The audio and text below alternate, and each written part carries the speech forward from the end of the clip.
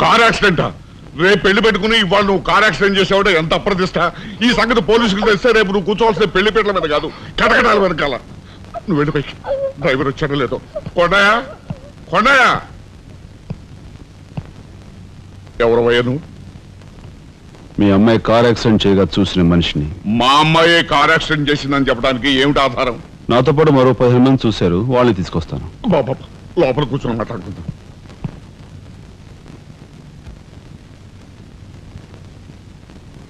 బాబు, రేపే మా అమ్మాయి పెళ్లి.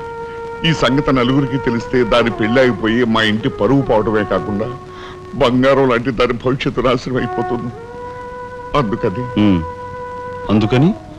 అందుకని ఈ కేసు నెత్తి మీద వేసుకునే మనిషి ఎవరైనా దొరుకుతాడేమోనని. దొరికితే చెయ్యన్నారు వాడిని ఎత్తినేసి వాడికి అన్యాయం చేద్దామనా?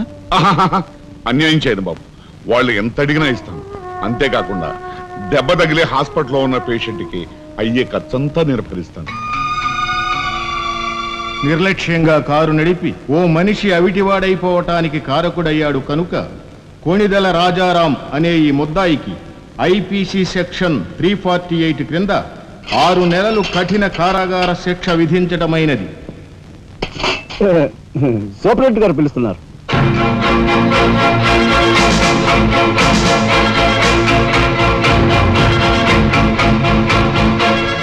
సార్ మీరా? నా కూతుర్ని రక్షించుకోవడం కోసం నిన్ను జైలు పాలు చేసినందుకు నేనెంతో సిగ్గుపడుతున్నాను. నేనేం త్యాగం చేసి జైలుకి రాలేదు సార్, మీ దగ్గర 25,000 పుచ్చుకున్నాను.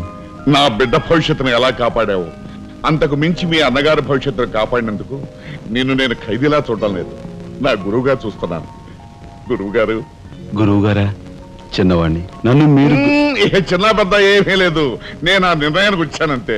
పదండి గురుగారు. గురుగారు, ఇదిగో తాళం చెప్పు. ఇదేంటండి నాకిస్తారు? ఇది మీ ఇల్లు అని చెప్పాను కదా, మీ ఇంటి తాళం మీ దగ్గర ఉండక మరెవరి దగ్గర ఉంటుంది మాత్రం.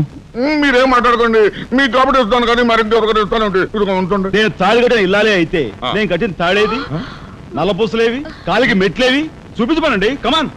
కరెక్ట్. చూడమ్మా, ఒక్కసారి ఆయన అడిగినవన్నీ చూపించేసి నీ పాతివ్రత్యాన్ని నిరూపించమ్మా.